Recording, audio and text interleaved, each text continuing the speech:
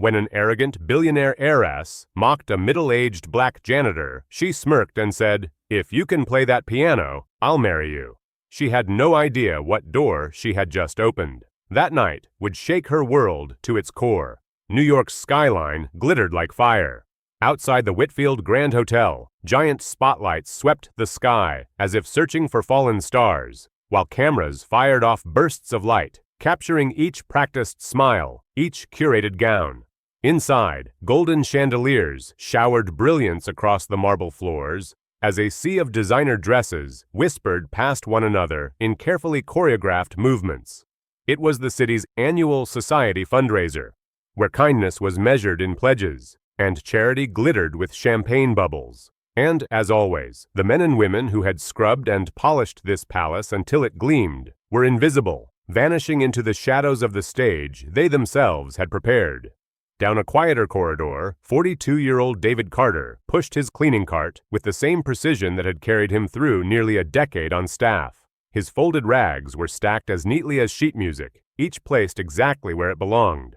David knew the language of this world, the cool, distant nods, the sideways glances that never quite landed on his eyes, the way shoes clicked away whenever he drew too close. A PR assistant hurried past with a clipboard, her tone clipped but polite.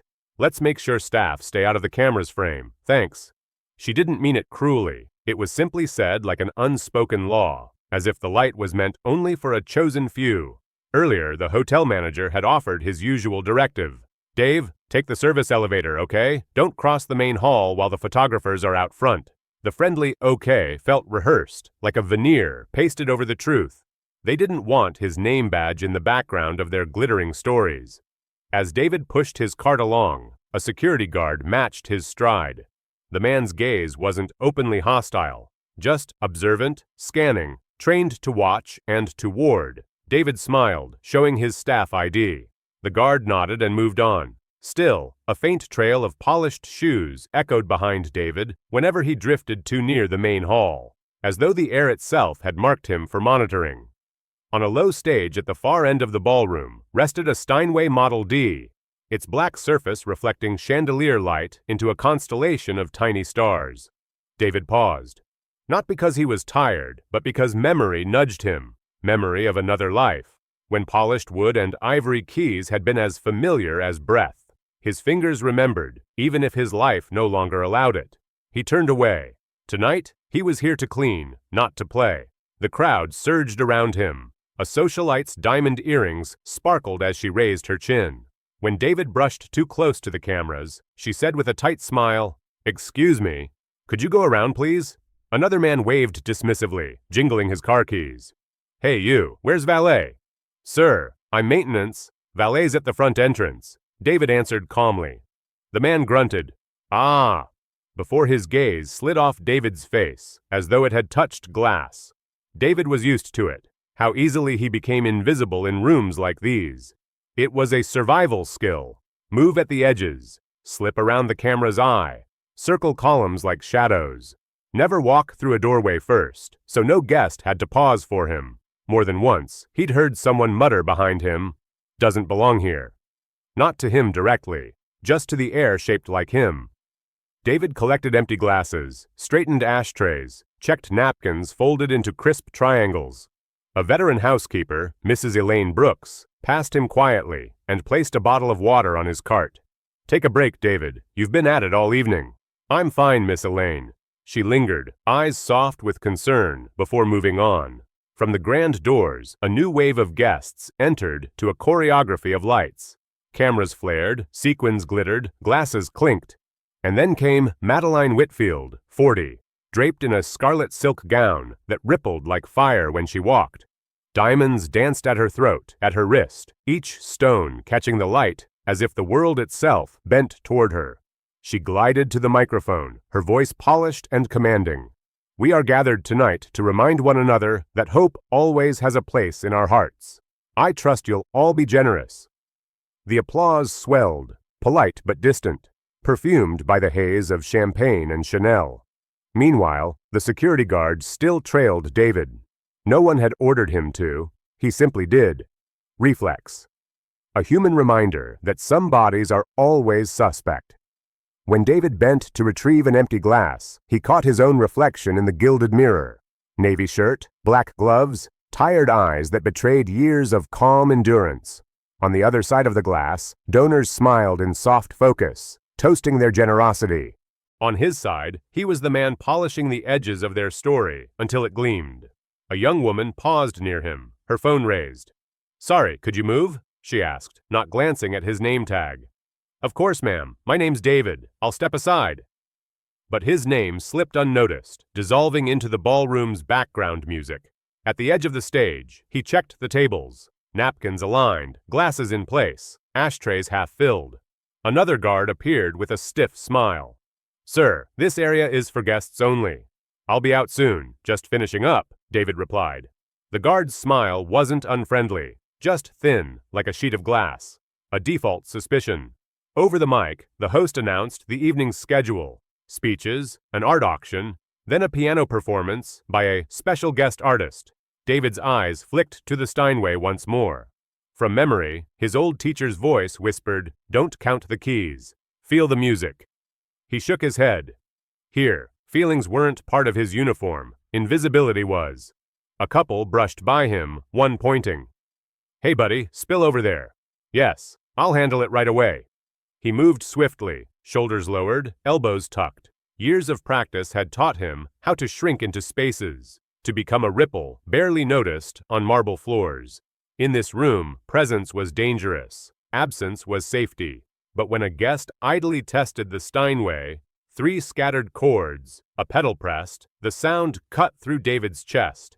It was full, alive, a reminder of nights when he'd once played until his fingertips ached, chasing perfection, note by note. A time before life had closed the door on that dream, locking it away with a key he thought lost forever. The hotel manager's voice jolted him back. "David, service route. Don't cross the main hall, please." "Yes, sir." And so David returned to the edges, circling like a shadow, waiting for a night that would soon ask him to step into the very light that was never meant for him. At the Whitfield Grand Hotel, the night unfurled like a polished stage play. Spotlights outside swept across Fifth Avenue, painting the New York sky with luminous beams, as though the heavens themselves were scanning for royalty. Limousines pulled up one after another, polished doors swinging open for men in tuxedos, and women draped in gowns worth more than a working man's yearly wage. Inside, 1,000 glass chandeliers spilled golden light onto marble floors that had been scrubbed so hard that morning you could almost see your soul reflected in them. This was the annual Whitfield Gala, part fundraiser, part spectacle, and entirely a coronation of power. Everyone who mattered in New York's high society was here. Everyone, that is, except the people who had worked all day to make the palace shine. Among them was David Carter, 42 years old, janitor, widower, and a man whose hands carried more history than anyone in the glittering crowd would ever guess. David was tall, broad-shouldered, with skin the color of mahogany, polished under years of labor. His eyes were steady, a calm brown that betrayed the storms they had weathered. His uniform tonight was a navy shirt, black gloves, and a name badge clipped neatly to his chest. David, it read in clean block letters. Most guests never noticed it. If they addressed him at all, he was Buddy, or Hey You. His cart squeaked faintly as he pushed it down a side corridor, a sound he had learned to muffle with a small shim of folded cardboard pressed against the wheel.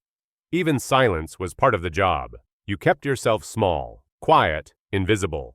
He had worked at the Whitfield for nearly a decade, long enough to know every hallway, every service door, every stairwell shortcut. He could tell by the scent of polish whether the marble had been waxed that morning or last night. He knew which chandelier bulbs were always the first to burn out, and which managers would look right through him while giving orders. But what David knew best was how to disappear. Invisibility was a skill he had mastered. If you moved too fast, you startled the guests. Too slow, you looked lazy. If you looked directly at them, you risked confrontation. If you dropped your eyes too quickly, you seemed guilty. The balance was delicate, like walking a tightrope with no net. Every step had to be measured, every gesture tuned. Tonight, like every gala night, he had been instructed firmly. Use the service elevator. "Do not cross the main hall when guests are being photographed." The manager had said it with a smile, the kind of smile that was meant to sound friendly, but landed like a verdict. "You understand, Dave. We just don't want you in the frame." As though his very presence could crack the polished mirror of wealth and elegance. So David moved in the shadows. He wheeled his cart through a narrow junction where two corridors met, pausing just long enough to swallow the bitterness that rose in his throat. He never let it show on his face. Dignity, he believed, didn't come from uniforms or titles. It came from holding steady, even when the world tried to grind you down. When he stepped out again, the gala was running like clockwork, speeches from the podium at the exact scheduled time, laughter at the right intervals, photographers snapping shots like rifle fire, catching practiced angles, sculpted smiles. Everything was orchestrated, even invisibility. The staff took their back routes, dodging the light like ghosts in their own workplace. Names blurred into nicknames: buddy, pal, you there. The message was subtle but constant. You don't belong here. David was collecting glasses from a side table when his eyes strayed, almost against his will, toward the stage at the far end of the room. There it sat, the Steinway Model D grand piano, polished black, its lid angled to catch the chandelier light like a sheet of stars. It was magnificent, easily costing more than David's yearly salary. To most in the room, it was a decorative ornament, an accessory to the evening's entertainment. To David, it was an old friend, one he had abandoned long ago. His fingers twitched inside his gloves, remembering the cool feel of ivory, the subtle resistance of weighted keys. He could almost hear his teacher's voice from decades ago. "Don't count the keys, David. Feel the music." But that was another life. He turned away sharply, forcing his gaze back to the glasses on his tray. He wasn't here to play. He was here to clean. That truth had kept him alive, fed him, paid the bills that piled on his kitchen counter every month. And yet, the piano glowed in the corner of his eye like a lighthouse through fog, reminding him of everything he had once been and everything he had lost. As David bent to pick up another glass, a man brushed past him, holding out car keys. "Hey, where's valet?" David straightened, polite as always. "Sir, I'm maintenance. Valet's out front." The man grunted, unimpressed, and his eyes slid off David, as though glancing at a pane of glass. He never even registered the name badge. Moments later, a PR assistant swept past, clipboard in hand. "Staff, please stay outside the photo line," she said to the air, never meeting his gaze. David nodded, though she wasn't listening. Understood. The word was as flat as the floor he had polished that morning. At his side, Elaine Brooks, the veteran housekeeper nearing 60, pressed a bottle of water into his cart. "David, take a break. You've been at this since noon." He smiled faintly. "I'm fine, Miss Elaine." Her eyes lingered, soft but worried, as though she wanted to say more, but she knew better. In this ballroom, staff voices carried only so far. From the main doors, another surge of guests entered, flashes popping, champagne bubbling, perfume hanging in the air like mist. And then came Madeline Whitfield herself. At 40, she was the queen of this kingdom. Red silk clung to her figure, diamonds glittered on her wrist and throat. Every camera tilted toward her, every head turned. She stepped to the microphone, her voice ringing smooth as glass. "We are here tonight to remind each other that hope always has a place." The applause was polite, orchestrated, rehearsed. David, meanwhile, felt the familiar presence of a security guard pacing at his shoulder. Not hostile, not even overt, just there, like punctuation at the end of an accusation. "You don't belong here." He picked up another glass, glanced at the mirror on the wall, and saw himself split in two.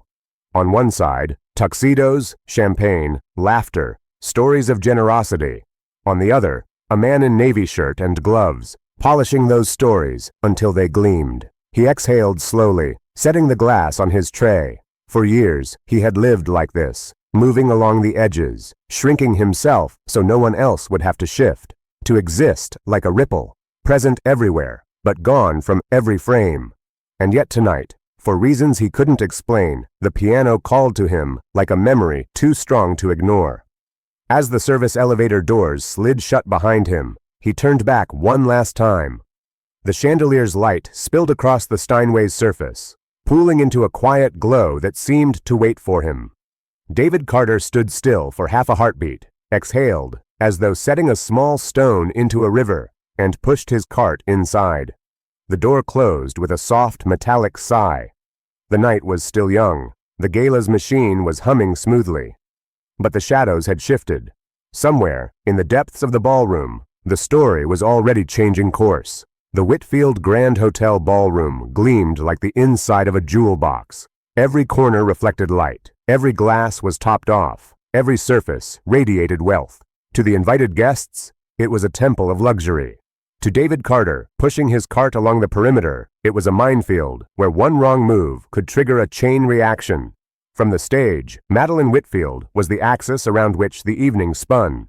At 40 years old, she was the embodiment of inherited wealth and carefully sculpted control. Her red silk gown clung as though stitched to her frame by light itself, and diamonds winked at her throat with each gesture she made.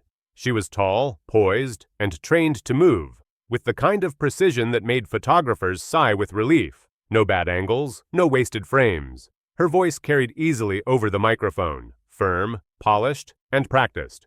Tonight is about generosity. Tonight, we show that hope always has a place in our city. The audience applauded on cue. It was the applause of people who had practiced their timing. Wealthy donors knew how to clap in rhythm with expectation, how to appear both magnanimous and self-satisfied. It was as much choreography as the waiters balancing trays of champagne flutes. David watched from the edges, invisible as ever. His job was to move glasses before they toppled, to clear ashtrays before they drew notice, to glide around the edges of conversations without catching a single eye. He knew the drill, he had perfected it, and then, like so many turning points in life, it happened in an instant, careless and small. Madeline had just finished speaking and stepped away from the microphone, smiling into the flashes. A journalist called a question. A shareholder pressed closer, his voice pitched too loudly. Madeline, turning slightly, flicked her wrist with the careless motion of someone accustomed to being served. The glass of champagne she carried tipped, and golden liquid arced through the air like sunlight breaking. The crowd gasped. The champagne streaked across her red silk gown, darkening it with an ugly blotch. For the briefest second, the room froze. A woman like Madeline was not supposed to be stained. Wealth was supposed to repel accident. Dozens of eyes snapped toward the nearest target. David Carter had just risen from one knee, a glass balanced in his gloved hand. He had reached under the table to collect another glass that had rolled away, unseen by most. But his timing made it look as though he had brushed her gown. The silence cracked. Madeline's voice cut through the air, sharp as glass shattering on tile. "What the hell are you doing?" The cameras pivoted like weather vanes, their lenses now aimed not at her gown, but at the man in navy uniform, standing at her side. David placed the rescued glass carefully on his tray, then straightened, palms open as though steadying the room itself. His voice was calm even. "I'm sorry, ma'am. Sorry," she snapped, her face taut with fury. "You stained this dress.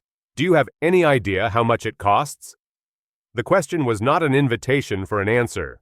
It was a declaration, a reminder of the gulf between them. Her gown cost more than his rent for an entire year. The crowd knew it, she knew it, and she intended for him to feel it. A businessman near the front chuckled under his breath. That janitor couldn't cover a scratch on that dress. Laughter rippled through the hall, not loud, but enough to sting, enough to seal the humiliation. David kept his voice level, even as his stomach tightened. "I can cover the dry cleaning bill, ma'am." He knew the words were as thin as tissue. A single boutique invoice could swallow a month's wages whole. But it was the only dignified response he could offer in the moment, the only way to stand upright under the crushing gaze of hundreds. Madeline's eyes narrowed. For a moment, all the fatigue of her life, shareholder pressures, board meetings, a labor lawsuit simmering in the background, hardened into one instinct, control. She had to reclaim it, no matter the cost. She smiled then, but it was the kind of smile that cut. "How about this?" Her voice rang out, crisp and loud enough for every microphone to catch. "If you can play that piano better than a professional, I'll marry you." The words landed like a slap. For a heartbeat, no one breathed. Then the room erupted. Guests laughed. Some cheered. A voice from the back called out, "Careful, more white keys than black." The joke slid easily into the groove of old prejudice, disguised as humor. The laughter grew, but it carried an edge. Near the edge of the room, Elaine Brooks, veteran housekeeper, clutched the tissues she carried. Her jaw tightened. She looked from Madeline to David. She knew that look in Madeleine's eyes. The look of someone who had never once questioned whether she had the right to stand in a room. A woman in pearls whispered, "Don't make this into a big deal." Just a little accident. But her phone remained raised, recording. Cameras didn't care about proportion. Cameras cared about spectacle. David could have slipped away then. He had done it countless times before, disappearing into the service corridor, fading into the background until the room forgot he had ever been there. But tonight, something in him refused. He looked at Madeline, steady, unblinking. His voice was low, but clear enough to cut through the din. "I don't need you to marry me, but if I do it, I want you to keep your word." The laughter faltered. A few chuckles sputtered, testing how serious he was. Madeline arched a brow, her gown catching the light like flame. She tried to reel the moment back into mockery. "Perfect. Show us, buddy."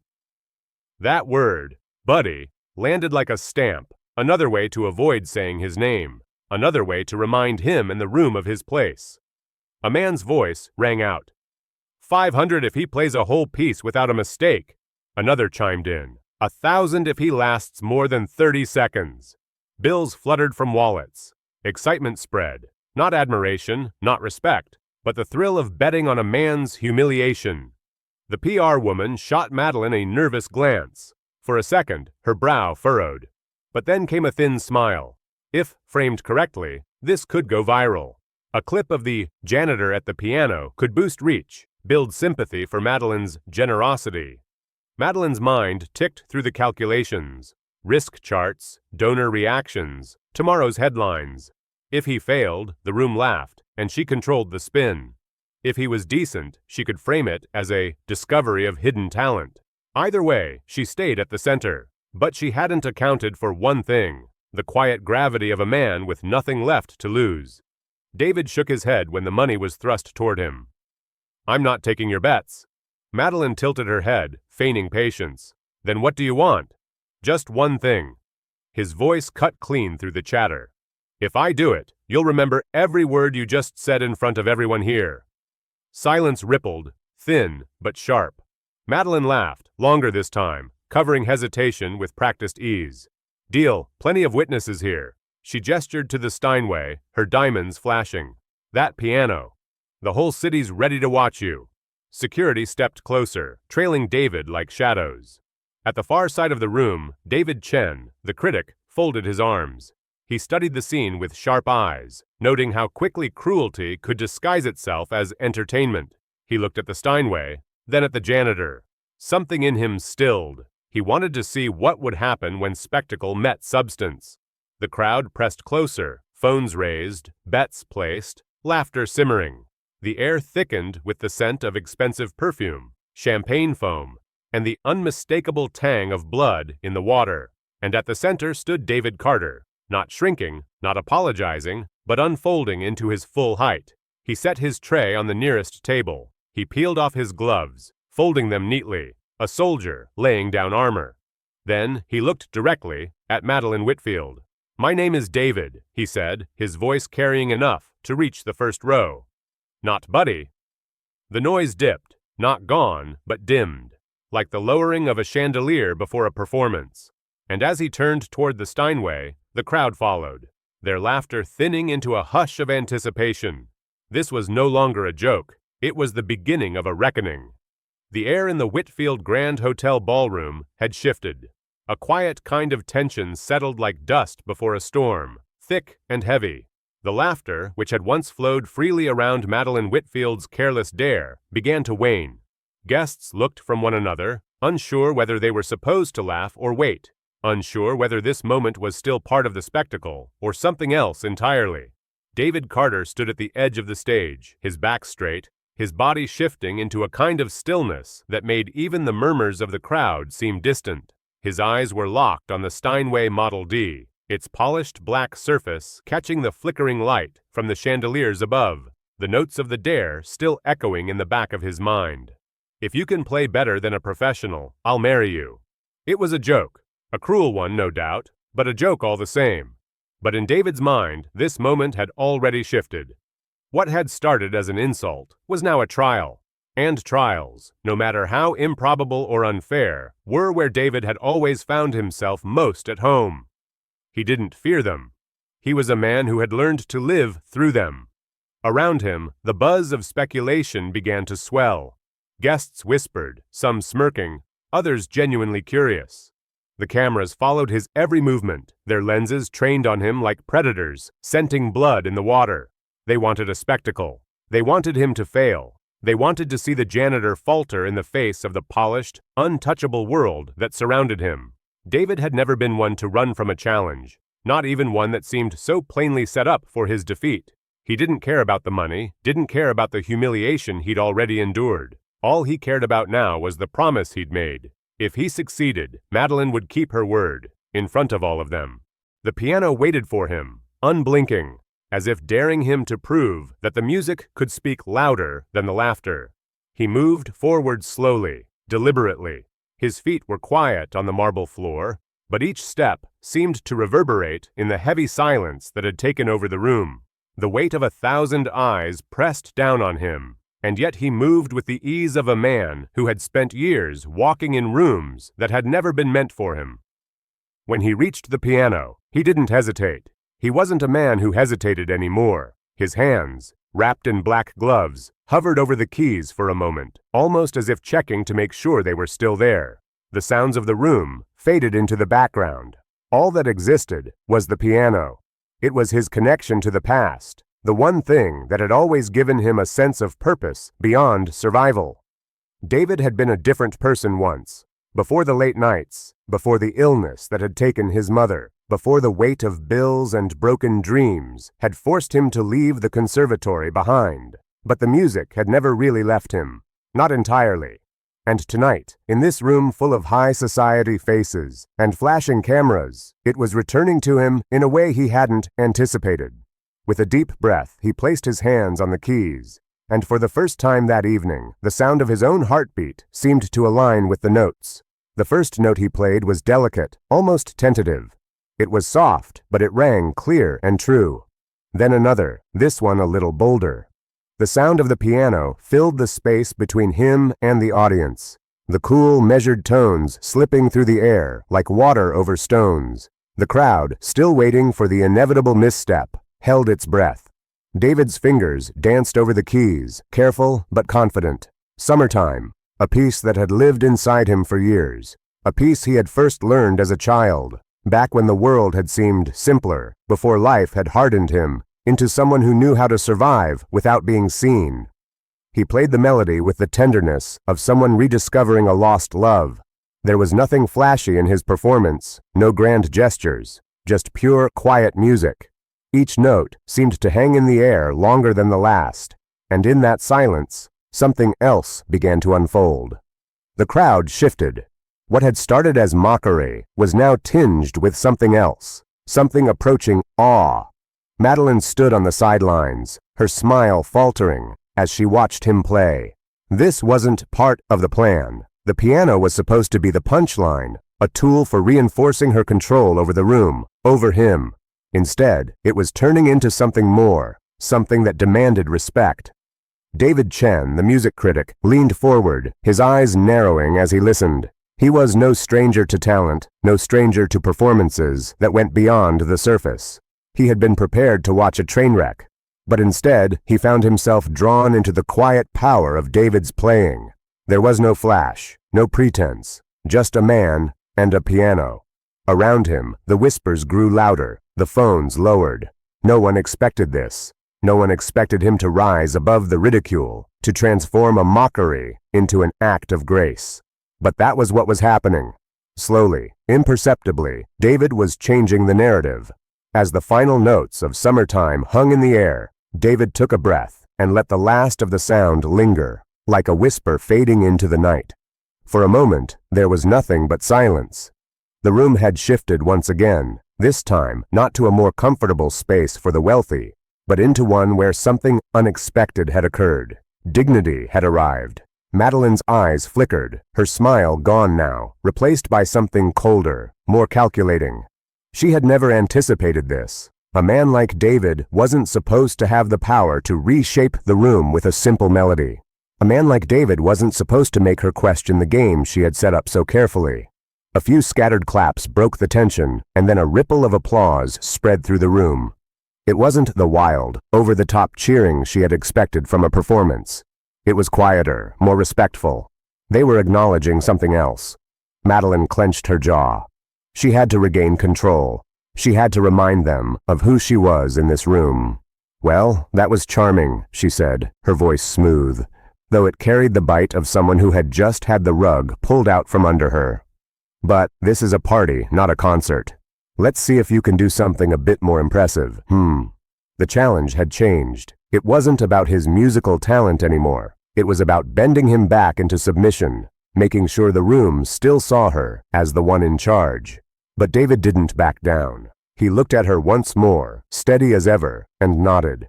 "I'm not here to perform like a trained monkey," he said, his voice low but sharp. "I'm here to show you what it means to keep your word." Madeline's smile flickered. She had wanted to put him in his place. But in that moment, she realized that something had shifted. What had started as a dare was now a confrontation of wills. And David Carter, no longer invisible, was a force she didn't know how to control. A voice from the back called out, "What's the next piece?" The crowd, a little uncertain now, began to murmur again. David didn't answer. He simply turned back to the piano, hands resting on the keys once more. His fingers hovered there, poised to strike, to move the night even further from the place it had started. David was playing for more than applause. He was playing for his name, for the dignity that had always been denied him, and for everyone who had ever been made to feel invisible. He struck the first note, and the room leaned forward, anticipating the next move in the battle for control. The room was still, as though time had momentarily held its breath. The loudest sound was the faint echo of David Carter's footsteps as he approached the Steinway, the sound of his soles on the marble floor sharper than usual, resonating in the thick silence.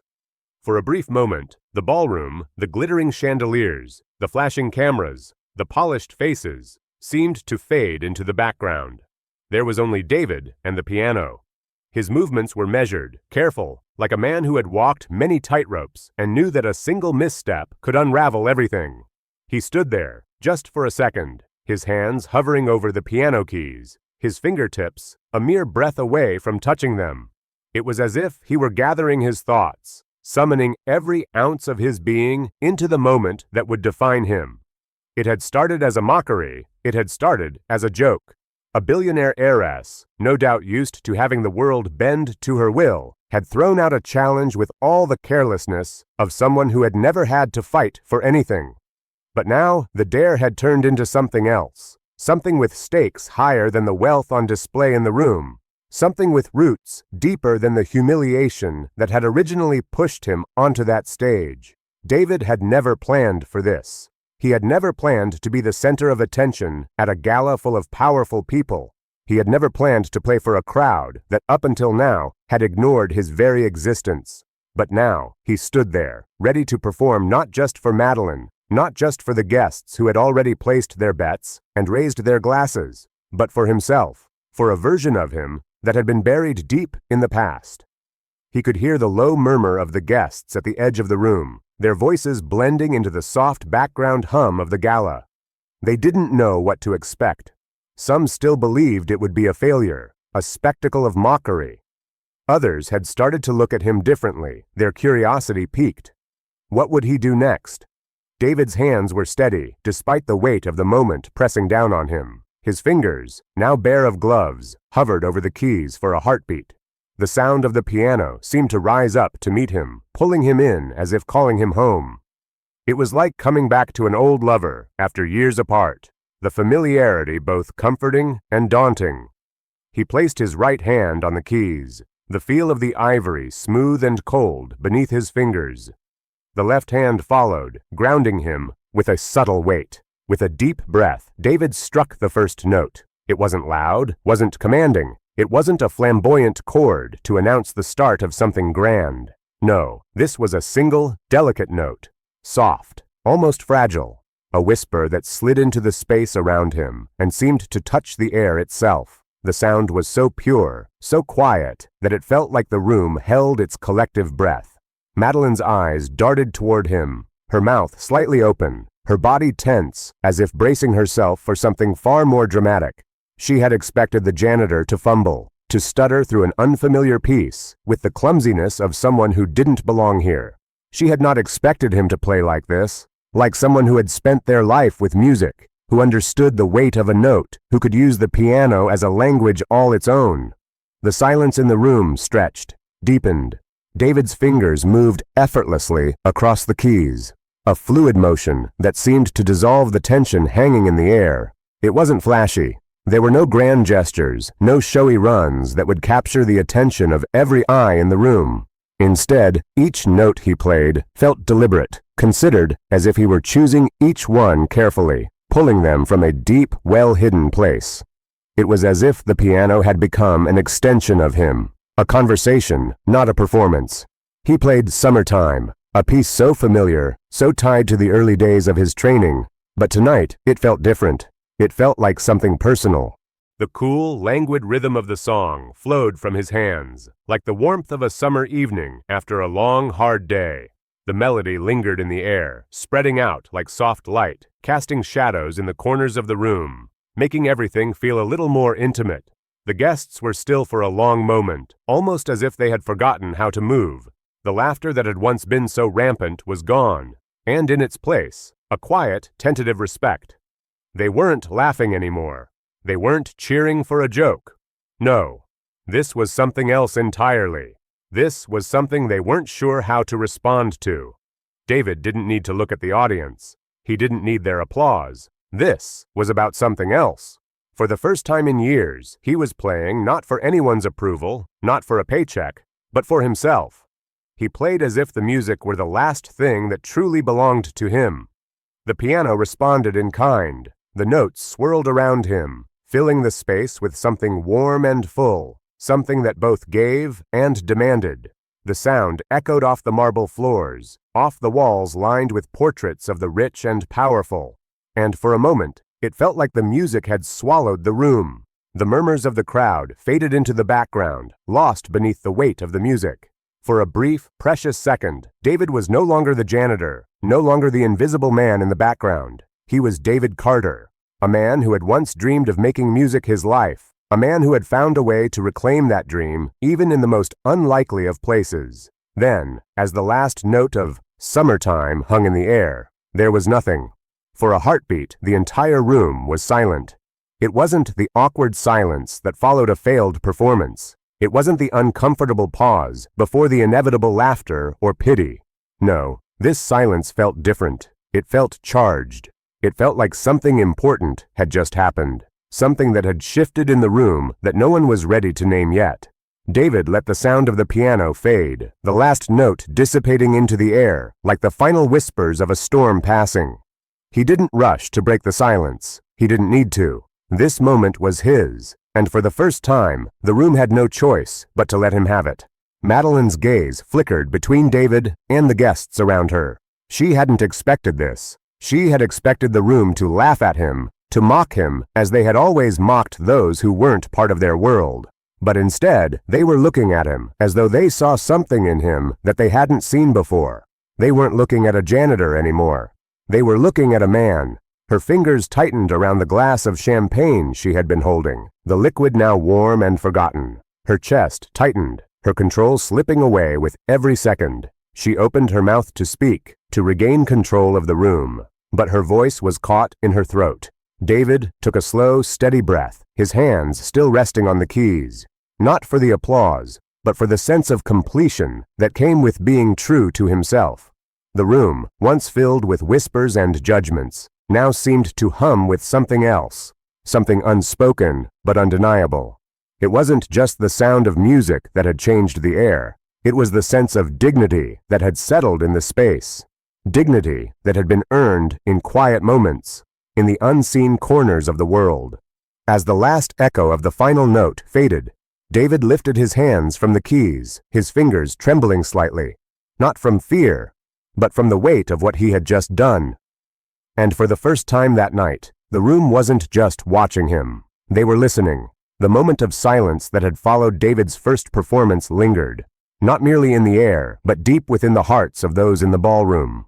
For a brief instant, the laughter, the mockery, the spectacle of a dare seemed to have evaporated. David Carter, a man who had spent years in the margins, had reclaimed something that many in the room didn't even know they had lost: dignity. But the room, as fine and polished as it was, didn't know how to sit with that. It wasn't used to seeing people like David stand so tall, even in a space where they had no right to be seen. His presence, his music, had unearthed something raw and unspoken. Still, the laughter had not fully faded. People had come to watch, after all, watching for the spectacle, watching for the fail, or perhaps hoping for an easy redemption. No one had anticipated that the moment would hold this kind of weight. Madeline Whitfield's breath was shallow as she watched him.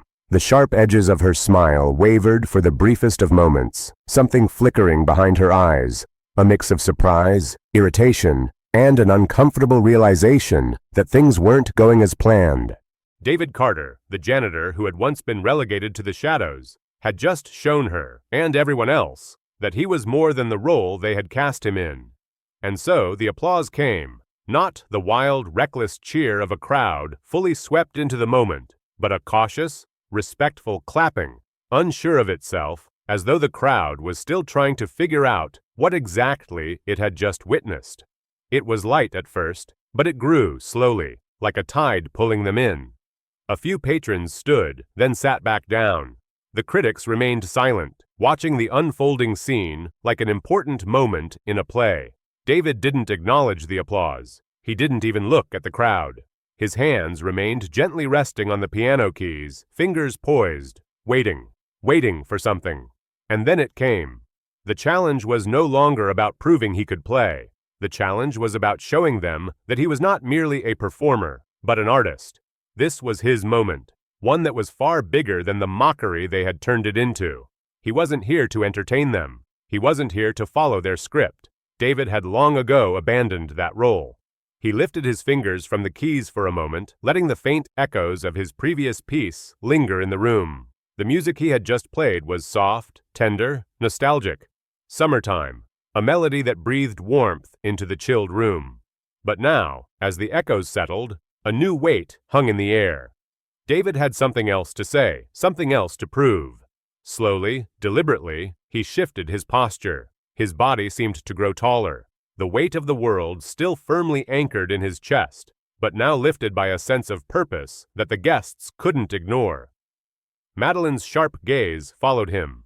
A hint of frustration crossed her face. This was no longer a game. The narrative had shifted in a way she hadn't anticipated. There was something dangerous in the way David held the room's attention now, something that didn't just make him a player in her world. He was rewriting the rules. Without a word, David's hands returned to the keys. This time, though, he was no longer dancing around the edges of a familiar melody. This time, he dove straight into a classic, a sonata by Beethoven. Not a simplified piece for a dinner audience, but a powerful, intricate piece, one that demanded more than just technical precision. It demanded control, insight, and above all, it demanded the full presence of the performer. The first notes were crisp, deliberate, with the force of someone who had long understood the gravity of what it meant to play for an audience that had not once looked him in the eye. The rich, full chords of the sonata broke through the thin air, a sound so pure and unyielding that it seemed to shift the very energy of the room. The guests, still unsure of what had just transpired, now found themselves locked into the rhythm of his performance. David's left hand gripped the lower notes, like the steady pulse of a heartbeat, while his right hand ran over the higher keys with remarkable dexterity. The piece was a statement. Every movement was measured, deliberate, yet full of a grace that could only come from years of unspoken struggle. There were no flourishes here, no flashy runs designed to elicit gasps. This was about the weight of the music itself, the simple, profound beauty of the notes speaking for themselves. Madeline's eyes, once sharp and calculating, now softened ever so slightly. She found herself unable to look away. This wasn't a janitor at a piano. This was a man whose hands had once shaped the very foundations of music, only to be forgotten by the world around him. Tonight, though, David was reminding them of his place in that world, and he was doing it with the same quiet authority that had once allowed him to exist on the edges of society without ever drawing attention to himself. The crowd began to shift. Phones, once pointed at David with the intent to capture a failure, now captured something far different. The music had stopped being an amusement. It had become an experience. A man who had once been invisible was now at the center of their attention, and they couldn't look away. David Chen, the music critic who had been watching from the sidelines, sat up straighter. His eyes never left David's fingers as they moved over the keys with practiced ease. Chen's lips pressed together in a thin line, his mind working through the movements, the phrasing. This wasn't just playing, this was artistry. And David Carter wasn't just any performer, he was a virtuoso. The critics had come expecting a spectacle, a clown show, something to laugh at. What they had gotten instead was a revelation. This was not the simple janitor they had thought him to be. This was a man who had lived the life of an artist, whether the world acknowledged it or not, and now they were all witnessing it.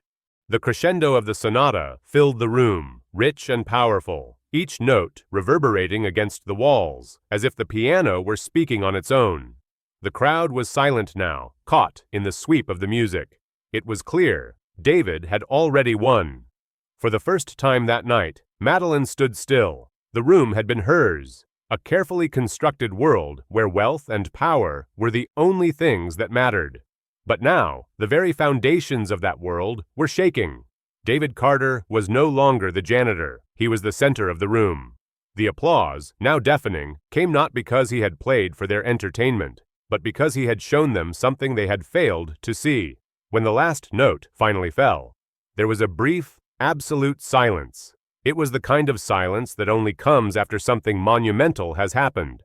It wasn't just the end of a piece of music. It was the end of a performance in which everyone had been forced to confront something they had been avoiding, the truth of what it means to be human. And then the applause came. It was not the polite, half-hearted clapping of a crowd that had been entertained. It was something else, something real. The room rose to its feet in one unified motion, a standing ovation not just for the music, but for the man who had dared to play it. David stood at the piano, hands still resting on the keys, his face serene. He did not bow. He did not acknowledge the applause. He had nothing to prove anymore. His dignity had already been restored. He had played not for them, but for himself, and in doing so, had claimed something they could never take from him again. Madeline's smile faltered, and for the first time that night, she didn't know what to say. She had expected to control the room, to control the story. But David Carter had just rewritten it. He hadn't played the game. He had changed it entirely. David Chen's voice cut through the clapping, quiet but clear, his words hanging in the air like a seal of authenticity. That was professional level, ladies and gentlemen. The crowd fell silent again, hanging on his every word. And David, the man who had once been invisible, let the final chords of his music fade into the room, leaving them all to listen. The applause had barely faded when the first hint of what lay beneath the surface of that night began to trickle into the room. The transformation had already begun, but as with all stories, especially the ones that were never meant to be told, there were cracks. Small, barely noticeable at first, but cracks nonetheless. And the more the night wore on, the more they began to widen. David Carter had stood, still and dignified, his hands resting on the keys, absorbing the applause, like a man who had no intention of giving it back. For the first time in years, the world had seen him, really seen him. He wasn't invisible anymore. Madeline Whitfield, the woman who had once believed herself to be untouchable, who had assumed her wealth and status could control every moment in the room, was struggling to maintain the mask she had worn so effortlessly until now. But the cracks in her facade were starting to show. Her smile faltered, her eyes darting around the room as though searching for an escape that would not come. There was no controlling this moment, no flipping the narrative as she had done so many times before. She was no longer the center of attention. David Carter, the janitor who had been dismissed, overlooked, and belittled, had become the very beating heart of the evening. His quiet mastery at the piano had done something no one in that ballroom had expected. It had shifted the power in the room, and in the silence that followed, it wasn't just David's music that spoke. It was the weight of history, of past injustices, of forgotten dreams that began to pull at the edges of the evening. The applause had died down, but something new was stirring, something more unsettling. A voice broke through the stillness. It wasn't loud, but it was firm. "I know him." The words came from an elderly woman at the back of the room, her voice cutting through the murmur of conversation. Heads turned. Even Madeline's attention snapped to her, though her face remained neutral. The woman, a guest who had arrived with a group from a local charity, stood up, pushing her glasses higher on the bridge of her nose. She scanned the room, and for a moment, it seemed like she was gathering herself to speak more. David didn't move. He kept his eyes fixed ahead, but his pulse quickened. "His name's David Carter," the woman continued, her voice clear now, though there was no question in her tone. It was a statement, not a question. He used to play at the City Theater when he was younger, played like a master. People used to come just to hear him. A ripple of surprise passed through the crowd. The laughter that had once been light and dismissive now turned to confusion. It wasn't just an old woman making a comment. It was someone with a connection to the past. It was a piece of history surfacing that no one had expected. David could feel the weight of the moment, the pressure mounting. His fingers remained on the piano, but his thoughts began to race. This wasn't how he had planned for the night to go. He had made peace with the fact that he would always be seen as less than, as invisible, as a shadow who was never meant to matter. But now his past, his true past, was being dragged into the light, and he wasn't sure if he was ready for it. Madeline Whitfield stood still, her face paling as the realization settled in. She had assumed that the janitor before her was a man of no consequence, that he was nothing but a piece of the background, a small detail in a world of polished surfaces and expensive gowns. But this was a different David. This was a David who had been hidden, forgotten. This was a David who wasn't meant to be here, but was nonetheless. "David Carter," the woman repeated, her voice rising in a mixture of recognition and awe. "I remember him at 22, bowing before the piano. That encore, I'll never forget it." David's hand tightened around the edge of the piano. It wasn't just the woman who recognized him. The other faces in the room were slowly beginning to make connections. The man who had just murmured to his friend in the corner, "That's the one who played at the conservatory," now turned his gaze to David with a more serious expression. David Chen, the critic who had been quietly observing the entire performance, leaned forward in his chair, his mind racing. This was no ordinary janitor. No, this man was someone. A forgotten prodigy, maybe? A victim of the very system that had once exalted him. The pieces were beginning to fall into place. And as they did, so too did the uncomfortable realization that Madeline had inadvertently struck a nerve, one that had been buried deep beneath layers of shame and regret. Madeline's throat tightened. She felt a wave of panic rise inside her, but she forced herself to keep her composure.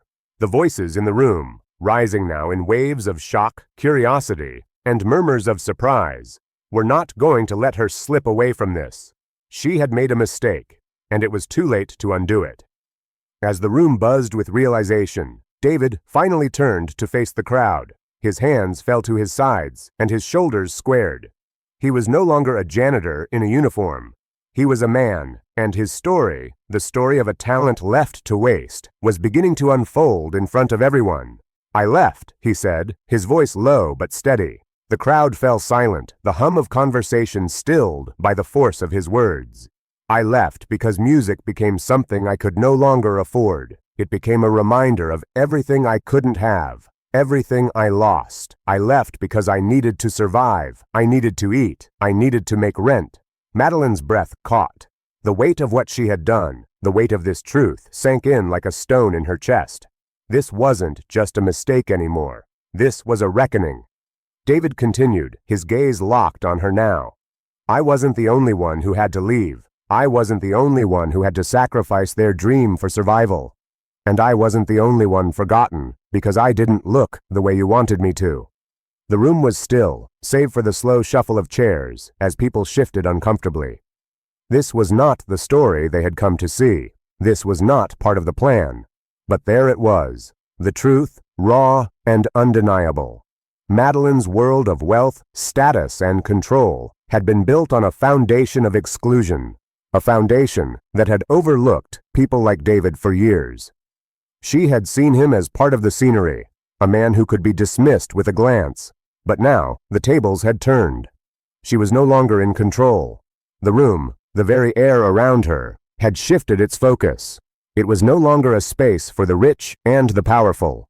It was now a place for truth, and a truth had a way of cutting through even the most well-crafted veneers. The elderly woman who had spoken now made her way toward David, her steps slow but sure.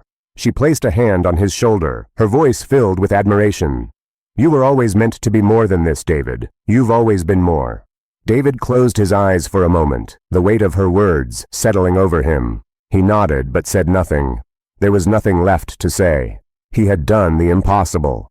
He had told his truth, and in doing so, he had reclaimed his place in the world.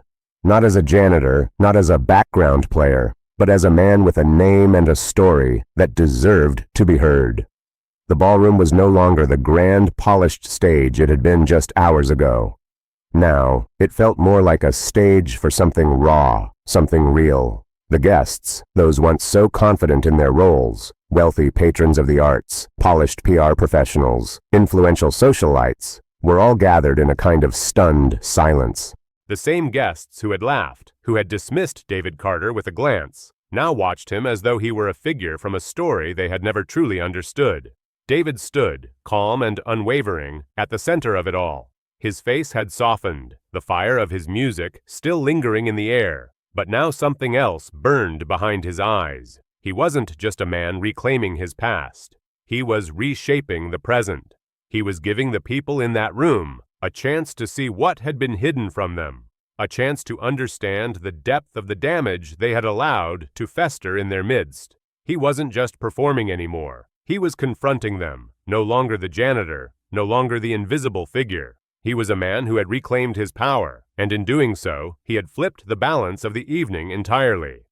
Madeline Whitfield had thought that her wealth and influence would hold the room, that her social status would erase the messiness of the night. She had thought she could control everything, from the laughs to the applause, from the narrative to the outcome. But as David's fingers had struck those keys, as he had played with such quiet defiance, she had begun to see that power wasn't just about money or status. It wasn't just about who could buy a seat at the table. It was about something deeper, something that had always been beyond her grasp. She stood at the edge of the crowd, her hand resting on the back of a nearby chair, her knuckles white from the tension in her grip.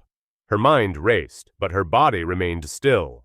Her empire, the carefully constructed world of charity events, glamorous galas, and public perfection, was crumbling in front of her. And there was nothing she could do to stop it. The shift had happened slowly at first, like a small wave on the horizon. But as the night wore on, that wave had turned into something much larger. The standing ovation that David had earned with his second performance hadn't been just for his musical talent. It was for his bravery, for his ability to stand in a room full of people who had once dismissed him and say, without a single word, "I matter." The applause that followed his final note was thunderous, not because of some dazzling display of virtuosity, but because David had done something far more difficult. He had given a voice to those who had always been silenced. His performance was an act of defiance, a declaration that those who had been pushed to the margins could and would take center stage. But now, as the applause began to fade and the reality of the situation set in, a new pressure began to mount. Madeline could feel it, the expectations, the weight of the room's gaze, the world she had so carefully curated, the world of control and illusion, was slipping from her grasp. As the room quieted, the critical voice of David Chen, the music critic, broke through the tension. He had watched David's performance, heard the whispers of recognition, and now he spoke with authority. That was a masterclass, professional level, without question, David Chen said, his voice carrying across the room. For the first time that evening, the crowd's reaction was not one of polite applause, but of respect, real respect. It wasn't just that David had played well.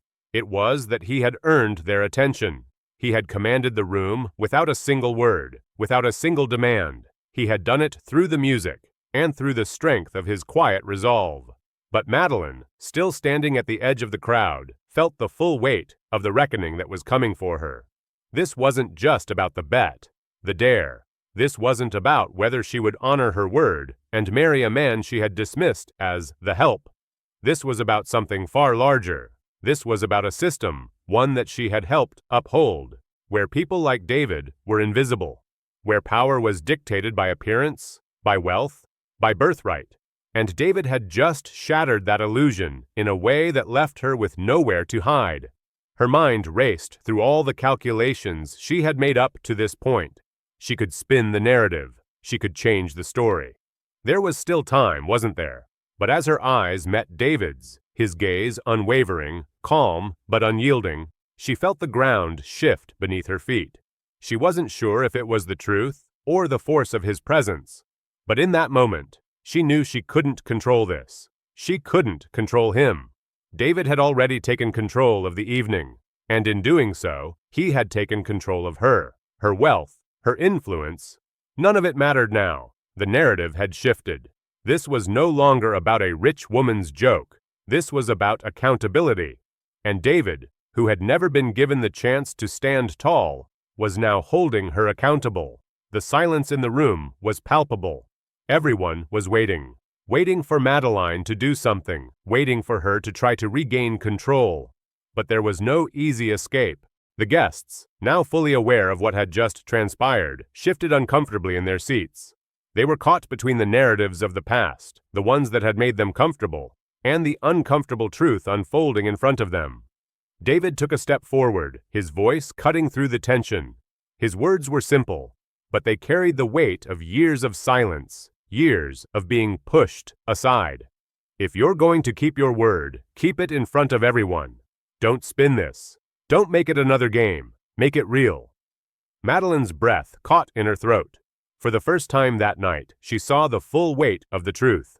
She had built her entire world on the idea that she could buy, control, and manipulate everything around her. But David had just turned that world upside down. He was asking her to honor something far greater than a bet. He was asking her to face the systemic injustices she had helped perpetuate. The room was silent, the weight of David's words hanging in the air like a promise that could no longer be ignored. It wasn't just the world of charity and fine wine that needed to change. It was the very foundation of society, one that David had just exposed in the most beautiful and painful way. Madeline's eyes flickered around the room. The once haughty guests, those who had looked down their noses at David, now sat quietly. No one was laughing. No one was sneering. There was no applause, no forced politeness. They were all, for the first time, listening. They were hearing the truth, and it was making them uncomfortable in ways they didn't know how to handle. David, for his part, didn't wait for her to respond. He wasn't here to make demands. He was here to reclaim what had always been his. He turned away from Madeline, his back straight, his shoulders squared. He wasn't going to beg. He wasn't going to make her feel sorry for him. He was going to hold her accountable. And in doing so, he was going to show her, and everyone else, that power wasn't something you could buy. Power was something you earned, something you carried with you, no matter where you stood in the room. As Madeline stood there, her mind racing, the truth of the night settled around her like a blanket of cold water. The reckoning wasn't just for her, though. It was for everyone in that room who had ever been too comfortable with the way things were. It was for those who had built their empires on the backs of people like David, people who had never been given the chance to rise. But David had risen. And now, the rest of the room would have to reckon with the reality that they could no longer ignore the truth. The evening had turned, irrevocably, into something none of them had expected.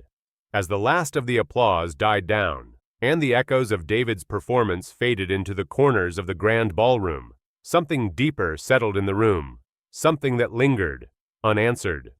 The walls that had been built to keep the powerful in their place and the invisible in theirs had been shaken, and now the dust was beginning to settle, leaving behind the stark reality of what had occurred.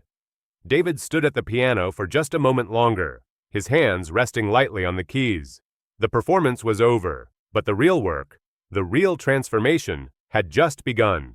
The music had opened a door that, for years, had been locked by indifference and judgment. Tonight, that door had been forced wide open, and the people who had walked past it, who had never thought twice about those who existed behind the veil, were now forced to look at what they had missed. Madeline Whitfield, still standing at the edge of the room, had not yet moved. She felt the weight of the moment in a way she could not have anticipated. Her carefully constructed world was crumbling, and she had nowhere to turn. The power she had once wielded so effortlessly, the wealth, the status, the ability to control the narrative, was slipping from her grasp. She had hoped to maintain control, to salvage some semblance of dignity in the wake of the challenge she had carelessly thrown out into the room. But now she realized with a sinking feeling that the power she had thought she possessed had always been an illusion. David had done something that few had ever dared to do. He had made himself known, not by asking for attention, but by commanding it. He had done what Madeline had never been able to do. He had faced the system that had pushed him aside, that had written him off as unworthy, and he had turned it on its head. He had taken the evening, once a spectacle for the wealthy and powerful, and turned it into something real. The truth of that night had begun to sink in for those who had witnessed it. There had been no grand pronouncements, no moment of spectacle. Instead, there had been a quiet power, a steady reclamation of dignity. And it had come not from someone who was meant to be at the center of attention, but from a man who had, for too long, been relegated to the edges of society. But now, the room was changing. It wasn't just the music that had transformed it. It was the accountability that had followed. Madeline could feel it now, like the weight of a burden pressing down on her chest. She had tried to silence David, to reduce him to a joke, to erase him from the narrative that she had always controlled. But instead, she had become the joke. She had become the punchline in a story that she had no hand in writing. As the room settled into a tentative quiet, David turned to face her, his gaze unflinching. His eyes were steady, calm, but they held a depth that Madeline hadn't expected. He didn't speak, but his presence was enough. He had already made his point. He had already shown her that no amount of wealth, no amount of power could erase the truth. The silence stretched on for a long moment, thick and uncomfortable. And then, as if the air had finally cleared, someone in the back of the room clapped. A single clap, loud and unyielding. And then another. Slowly, almost hesitantly, more and more people joined in. It wasn't an applause of pity. It wasn't the applause of a crowd indulging in a performance. This was something else entirely. It was the applause of respect. For the first time in that room, the people who had once turned their noses up at David now stood, not because they had to, but because they wanted to. They wanted to acknowledge the truth that had just been laid bare before them. David stood still, not moving, not even acknowledging the applause. His victory was not in the clapping, not in the recognition. His victory was in the silence that followed, in the truth that had been spoken.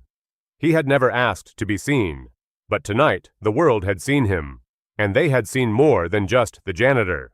They had seen a man who had once been forgotten, a man who had been pushed aside, a man who had taken his place. Madeline, however, could not remain in that moment. She had seen it too. She had felt the weight of it, the truth, the reckoning. She had been forced to confront her own complicity in a system that kept people like David hidden, ignored, and dismissed. And now she was left with the consequences of her actions, of her words, of her arrogance. Her gaze shifted toward her PR team, who stood nervously at the edge of the room, watching her for guidance. But there was no guidance to give. The narrative had already shifted, and no amount of damage control would change that now. This was no longer a story she could spin, no longer a narrative she could control. As the last of the applause died down, David turned once more to face the crowd. This time, he spoke. "I don't need your applause," he said quietly, but his voice carried, reaching every corner of the room. I need you to remember this. I need you to remember that everyone deserves to be seen, and that power, true power, is not about how much you have or how much you can control. It's about how you treat those who have nothing. The room fell silent again. But this time it was different. This silence wasn't uncomfortable. It wasn't heavy with tension. It was a silence of reflection. A silence that had come after a truth had been spoken, one that no one could ignore. Madeline Whitfield knew, in that moment, that her world had changed. She knew that this evening, this encounter, would be the one thing that defined her. It wasn't the gala. It wasn't the donors, or the speeches, or the wine, or the delicate hors d'oeuvres. It was the moment when she had been forced to face the truth of what she had allowed to happen in her own world, the truth of how she had seen people, really seen them, and yet turned a blind eye to their suffering. David, for his part, wasn't interested in a grand gesture. He wasn't interested in a victory lap. His victory wasn't in what the world had seen. It was in what he had done for himself. He had taken back his name, his dignity, and his place in the world. And now, it was up to everyone else to follow suit. It was up to Madeline, and to everyone else in that room, to confront the system that had built them, and to question the ways they had turned a blind eye to those who had been left behind. As the night drew to a close, the guests slowly began to filter out of the ballroom, leaving behind the echoes of their conversations, their phone cameras, and their well-rehearsed politeness. But something had shifted. Something had been irrevocably changed. The world outside that ballroom would never be the same for David Carter. And neither would it be the same for those who had been forced to confront the truth he had laid bare. Madeline stood at the edge of the room, her mind racing, her heart heavy. She knew she had lost the battle. But perhaps, just perhaps, there was still time to fight for something more important, something more lasting than applause or wealth. Outcome. In the quiet that followed, David had done more than reclaim his place. He had redefined power, and in doing so, had changed the lives of everyone who had witnessed it. Did this story resonate with you? It's a powerful reminder of the true meaning of dignity and the power of standing up for what's right, no matter the circumstances. David's journey teaches us that true strength lies in how we treat others, especially when the world is quick to dismiss them. But what do you think? Have you ever had an experience where someone made you feel invisible, or where you had the courage to stand up for someone else? We'd love to hear your thoughts. If you found this story inspiring, make sure to like this video, leave a comment below, and subscribe to our channel so you won't miss any of our future stories about real-life struggles, triumphs, and lessons. Join our community to share in these moments of transformation, and let's continue to learn from each other. Together, we can create a space for change, growth, and understanding. Thank you for being a part of this journey.